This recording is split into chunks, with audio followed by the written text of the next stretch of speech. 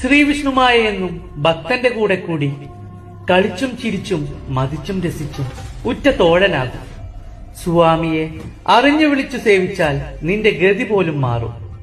സ്വാമി കൈപിടിക്കും, കൂടെ നടക്കുക.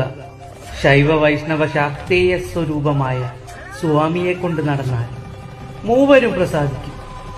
സർവദേവകളും വശമാകും, സർവമൂർത്തികളും അനുകൂലമാകും, സാഹചര്യങ്ങൾ അനുകൂലമാകും. നാവിൽ സരസ്വതി കളിയാകും, കൈകളിൽ ഈശ്വര കർമ്മം തെളിയും.